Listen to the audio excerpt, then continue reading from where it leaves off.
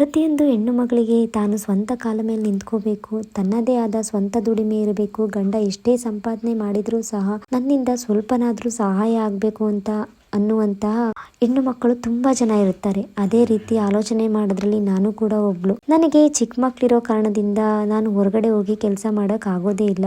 ಒಂದು ವೇಳೆ ಸಾಧ್ಯವಾದ್ರೂ ಸಹ 8 ಗಂಟೆಗಳ ಕಾಲ ಬಿಟ್ಟು ಇರೋದಕ್ಕೆ ನನ್ನಿಂದ ಆಗೋದಿಲ್ಲ.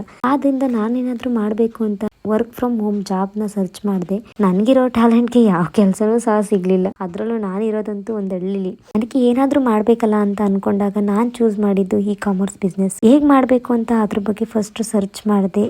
ಇ ಕಾಮರ್ಸ್ ಸ್ಟಾರ್ಟ್ ಮಾಡ್ಬೇಕಂತಂದ್ರೆ ಯಾವ ಪ್ಲಾಟ್ಫಾರ್ಮ್ನ ಯೂಸ್ ಮಾಡ್ಕೋಬೇಕು ಅಂತ ಟ್ರೈ ಮಾಡಿದಾಗ ನನಗೆ ಫಸ್ಟ್ ಸಿಕ್ಕಿದ್ದು ಮೆಶೋ. ಅಮೆಝಾನ್, ಫ್ಲಿಪ್ಕಾರ್ಟ್ ಅಲ್ಲಿ GST ನಂಬರ್ ಕಂಪಲ್ಸರಿ ಬೇಕಾಗಿರೋದ್ರಿಂದ ಮೆಶೋದಲ್ಲಿ ನಾನ್ GST ಸಪ್ಲೈಯರ್ ಅಕೌಂಟ್ ಓಪನ್ ಮಾಡೋಕ್ಕೆ ಅವಕಾಶ ಇದೆ. ಹಾಗಾಗಿ ನಾನು ಚೂಸ್ ಮಾಡಿದ್ದು ಮೆಶೋ ಏನೋ ಸಪ್ಲೈಯರ್ ಅಕೌಂಟ್ ಏನೋ ಓಪನ್ ಮಾಡಿದೆ. ಹಾಗಾಗಿ ಕ್ಯಾಟಗರಿ ಸೆಲೆಕ್ಟ್ ಮಾಡಿಕೊಂಡು ನನ್ನ ಬಜೆಟ್ ಕಡಿಮೆ ಇರೋದ್ರಿಂದ ನಾನು ಇಯರಿಂಗ್ಸ್ನ ಚೂಸ್ ಮಾಡ್ಕೊಂಡಿದ್ದೀನಿ.